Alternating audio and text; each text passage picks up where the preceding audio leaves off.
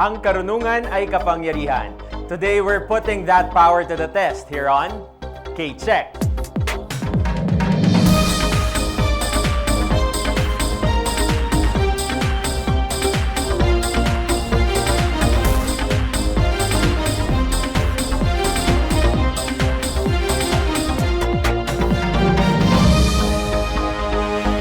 Hello everyone! Ako po si Jules Giang.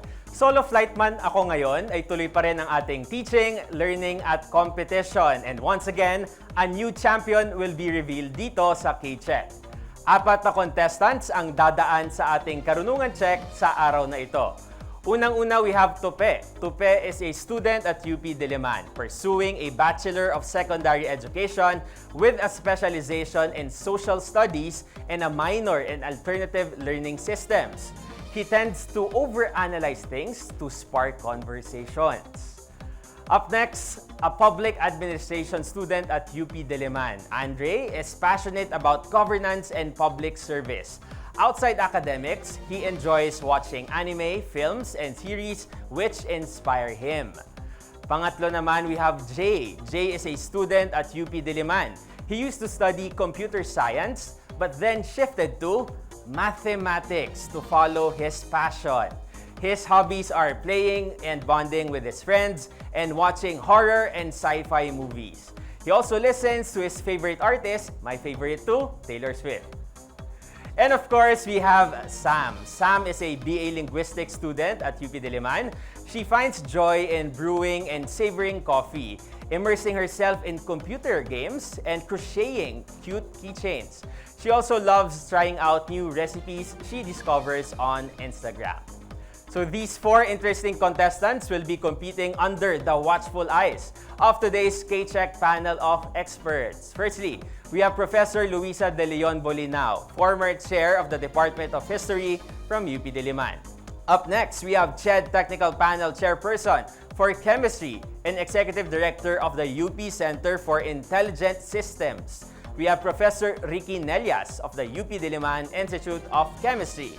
And a new addition to our pool of experts and to the K-Check family. Please welcome Professor Eloy May Hernandez of the Department of Art Studies, College of Arts and Letters from UP Diliman. Hi, Prof. At ngayon, contestants, on to round 1. Get ready to buzz in and go for the early lead. Each correct answer in this round is worth 10 points. Let's begin. This is round 1. Question number 1.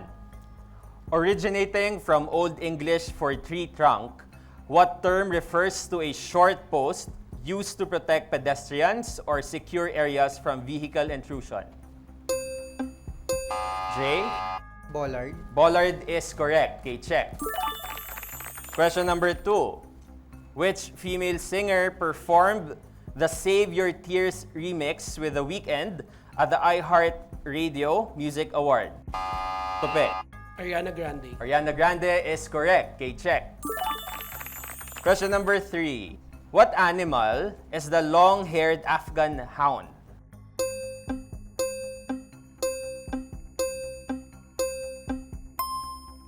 The correct answer is dog. Question number 4. Which secret agent is the main character of the films The Man with the Golden Gun, The Spy Who Loved Me, and Spectre? Tupe. James Bond. James Bond is correct. Okay, check. Question number 5. The Bigyang Buhay Muli is a government project aiming to revitalize which river in Metro Manila? Tupe. Pasig River. Pasig River is correct. Okay, check. Question number 6. Which Hollywood A-list actor had a highly publicized trial with Amber Heard in 2022? Sam. Johnny Depp. Johnny Depp is correct. Okay, check. Question number 7. In what country can you find the island of Santorini, which experienced, Sam? Greece. Let me proceed. Which experienced earthquakes and wildfires in 2025? You said Greece. That is correct. Okay, check. Question number 8. What is the main sport featured in the streaming series The Queen's Gambit? Sam. Chess. Chess is correct. Okay, check. Question number 9. Quick math. What number is exactly between 8 and 48?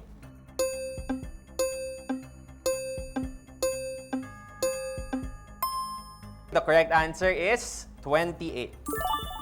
Question number 10. After directing Lady Bird and Little Women, Greta Gerwig made which 2023 fantasy comedy film which was nominated for Best Picture?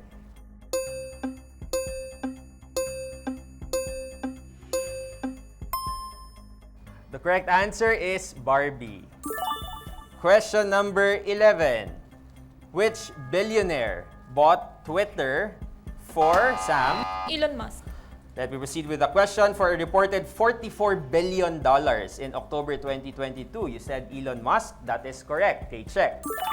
Last question for this round, number 12. Which city in Nevada, USA ended a 214-day dry streak when it finally rained in April 2025? Tupe. California. California is wrong. Anyone can answer?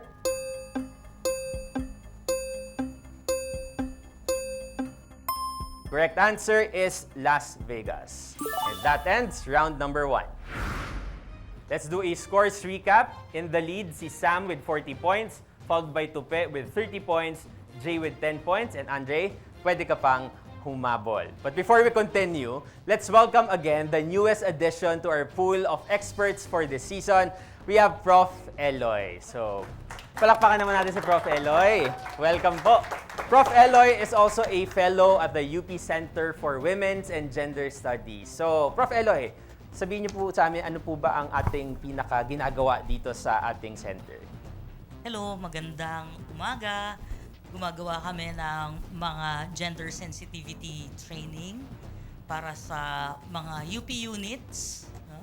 And also to some UP varsity teams, and gumagawa rin kami for some government institutions. Thank you so much, Prof. Eloy. Yan si Prof. Eloy, talagang mahal na mahal yan ng varsity community natin sa UP Diliman. And gaya nga na sinabi niya, aside from the academic side, talagang very active siya sa community in UP. So thank you, and we're very happy to have you here in the show. At sana po mag-enjoy kayo sa pagtatanong sa ating mga contestants mamaya. Abangan natin yung mga questions ninyo. Pero, syempre, contestant, sorry, wala akong mabibigay na advice sa inyo regarding Prof. Eloy's questions, pero hindi tayo makakasiguro kung papahirapan niya ba kayo. Abangan natin yan mamaya. So, we'll find out more mamaya sa pagbabalik ng K-Check.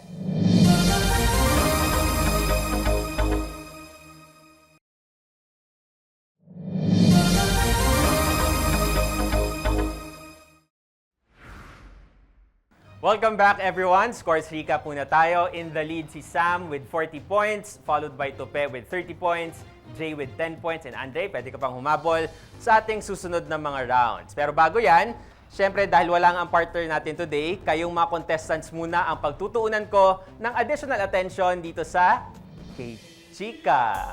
So Tupe, sabi mo you overanalyze things para makaspark ng conversation. So, can you briefly over-explain to us kung ano itong alternative learning systems na minor mo?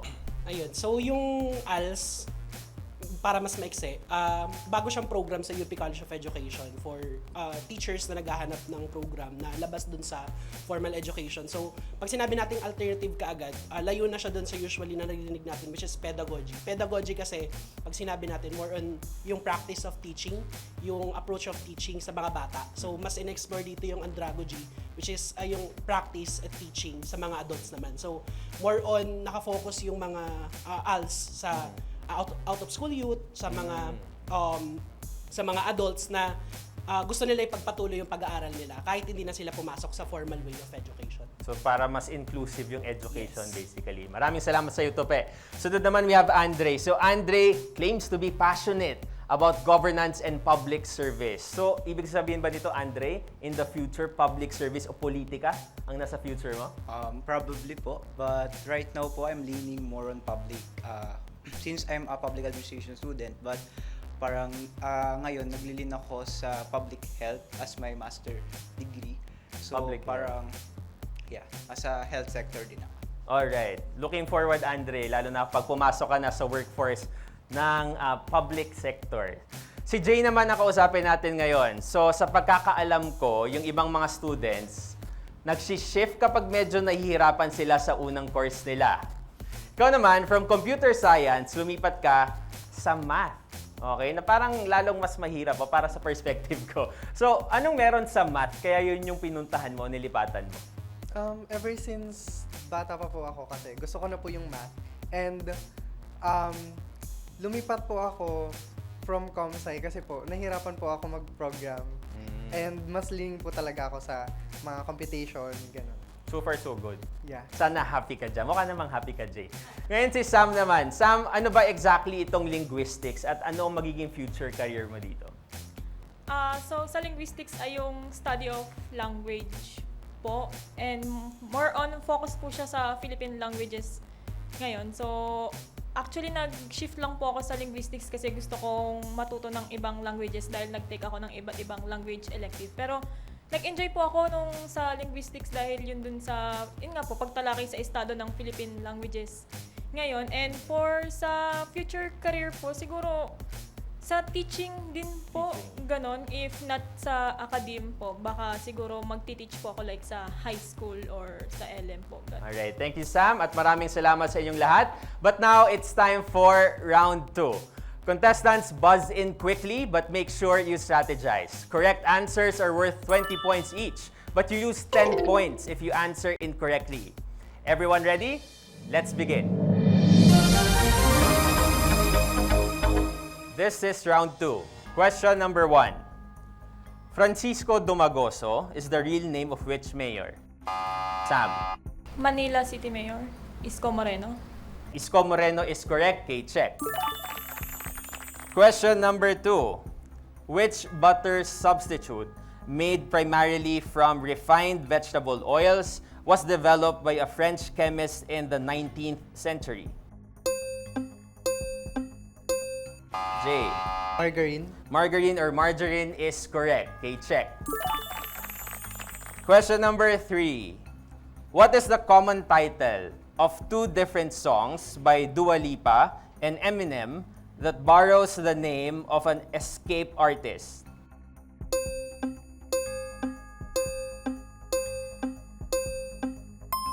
The correct answer is Houdini.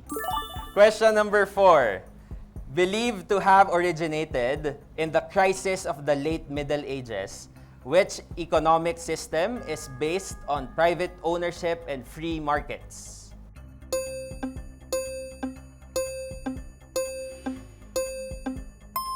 The correct answer is capitalism. Question number 5. Which female singer was the main act of the Sour Tour in 2022? Jay?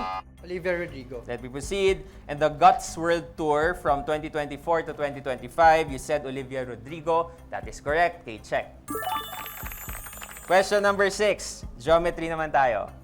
A cube has an edge of 4 centimeters. What is the volume of the cube?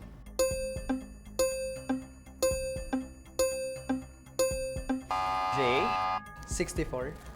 Sorry, Jay. Incomplete ang answer mo. Anyone can answer? Tupe? 64 centimeter. That is also wrong. Andre or Sam, you can still answer. The correct answer is 64 cubic centimeters. Okay, question number 7. What type of mammal is Fubao, who was born in South Korea but was eventually returned to China? Jay? Panda. Panda or giant panda is correct. Okay, check. Question number 8. Cigar was the first answer in what word game developed by Josh Wardle in 2021?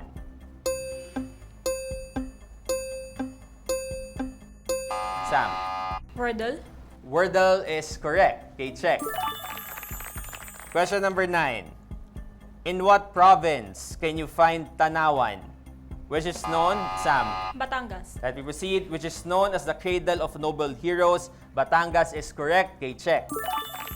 Question number 10. Which P-pop group released its third extended play, Simula at Wakas? Jay? SB19. Let me proceed. In April 2025, which reached number 4 at the UK album downloads chart. You said SB19. That is correct. Okay, check.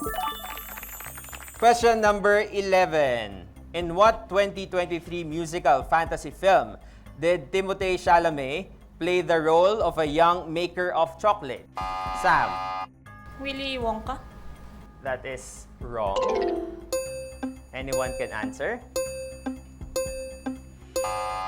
Andre. Wonka. Wonka is correct. Okay, check. Okay, last question for this round. In what country can you find the Chichen Itza ruins where the descent of Kukulkan was celebrated in March 2025? Tupe. Mexico. Mexico is correct. Okay, check. And that ends round number 2. And that's it for our second round. Let's do a scores recap. Nangunguna pa rin si Sam with 90 points, followed by Jay with 80 points, Tupe with 40 points, and Andre with 20 points. Up next na, ang pinakahinihintay na ultimate pagalingan round. Dito lang yan sa pagbabalik ng K-Check.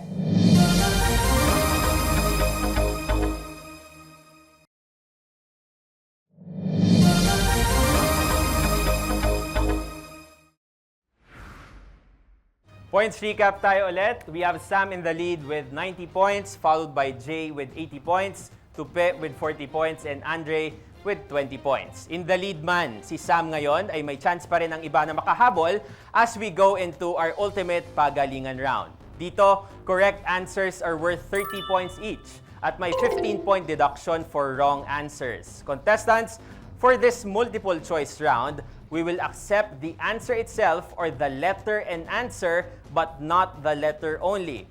Sa ating panel of experts, manggagaling ang mga katanungan and this is your last chance para humabol. Kaya good luck everyone and let's begin.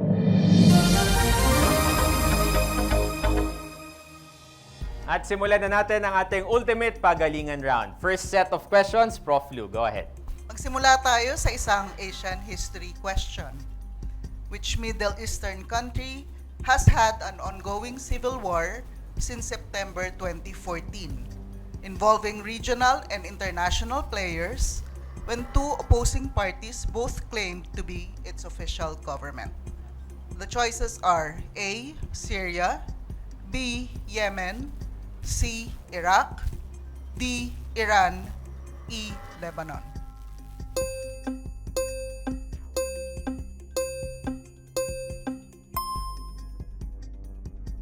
Yemen's civil war involves Houthi rebels, the Saudi-led coalition, and other factions, causing a humanitarian crisis. The correct answer is B. Yemen. Prof. Ricky, your question please. Okay, sa general science tayo. What is the boiling point of water at sea level? A, 100 degrees Celsius, B, 90 degrees Celsius, C, 80 degrees Celsius, D, 70 degrees Celsius, and E, 60 degrees Celsius.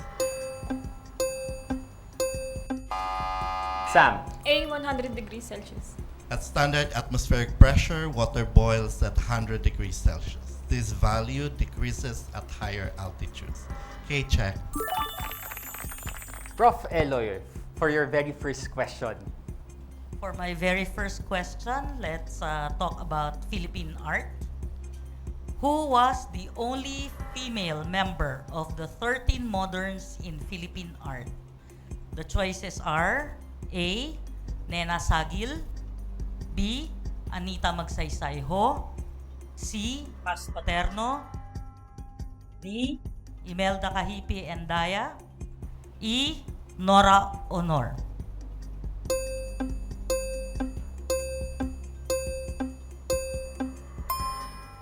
A graduate of the UP School of Fine Arts and a student of our first ever national artist, Fernando Amorsolo, the only female member of the 13 Moderns in Philippine Art is Anita Magsaysay Ho. Thank you, Prof. Eloy. So, doon ang ating first set of questions, pero may 3 sets pa tayo. Prof. Lu, for our second question. Try natin ang world history. Which city was the site of the 9/11 terrorist attacks in 2001? The choices are A. London, B. Paris, C. Moscow, D. New York City. Tupe. New York City. Okay, let me finish the choices. And E is Tokyo. The September 11 attacks targeted the World Trade Center in New York City. The correct answer is D. New York City. K-check. Prof. Ricky, your question, please. Okay, biology naman tayo ngayon. Which system in the human body regulates hormones? A. Nervous. B. Endocrine. C. Tupe. Endocrine. Okay, let me continue. C. Digestive. D. Circulatory. E. Skeletal. The endocrine system includes glands like the pituitary and thyroid that releases hormones to regulate body functions. K-check. Thank you. Prof. Eloy, your question, please. Sa music naman tayo ngayon. Who is the only rapper to ever win the Pulitzer Prize for Music? A. Jay-Z, B. Eminem, C. Kendrick Lamar, D. Drake, E. Snoop Dogg.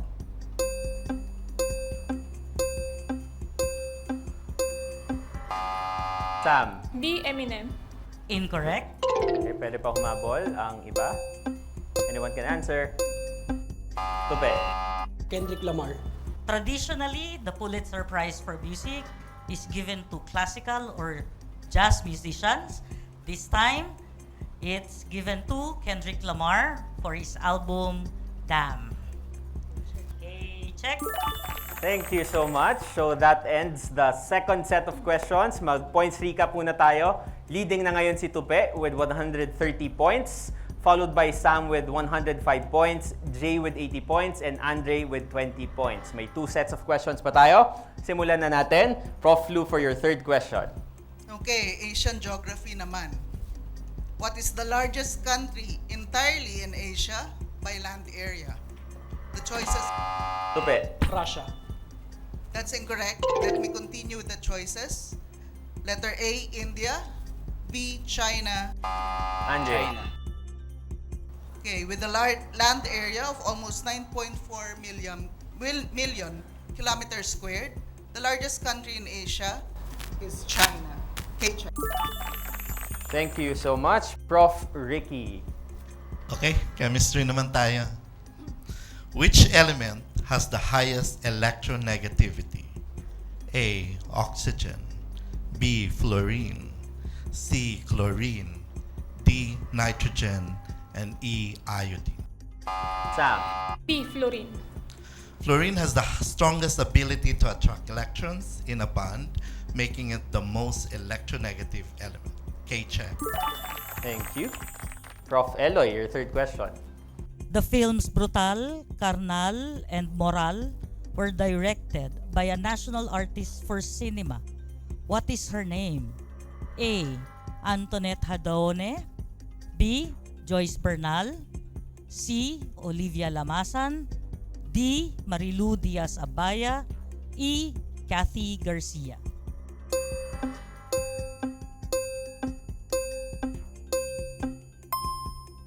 The films Brutal, Carnal, and Moral were directed by Marilu Diaz-Abaya, National Artist for Cinema.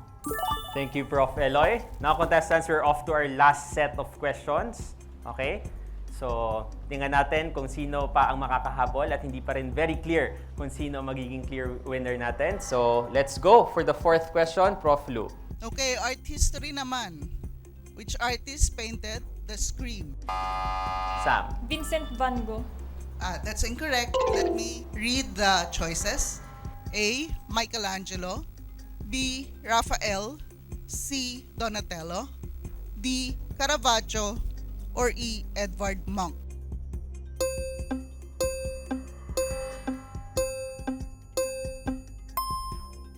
The Scream is a globally recognized artwork that captures a sense of anxiety and alienation. It depicts a figure with a distorted face, clasped by outstretched hands, seemingly in a state of panic or distress. It was painted by Edvard Munch in 1893. Thank you, Prof. Lou. Before kay Prof. Ricky, 5 points lang ang lamang ni Sam kay Tupe. Meron pa tayong 60 points na pwedeng makuha. Prof. Ricky. Okay, which mechanism drives ATP synthesis in the mitochondria during oxidative phosphorylation? A. Osmosis. B. Diffusion. C. Proton motive force. D. Active transport. E. Facilitated diffusion. Sam. A. Osmosis. Sorry, mali. Jay. The active transport. Sorry, mali. Tupe or Andre, you can still answer. The proton gradient across the inner mitochondrial membrane powers ATP synthase to generate ATP. This is chemoosmosis in action. The correct answer is C, proton motive force. Thank you, Prof. Last question for this round. Prof. Eloy. Who is the only Philippine national artist for theater design? A. Salvador Bernal. B. Ismael Bernal. C. Broca. D. Ricky Lee. E. Marilu Diaz-Abaya.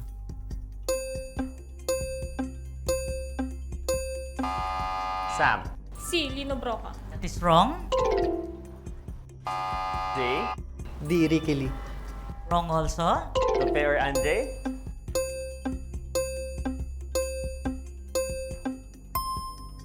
The only Philippine national artist for theater design, and the category was actually created for him, is Salvador Bernal.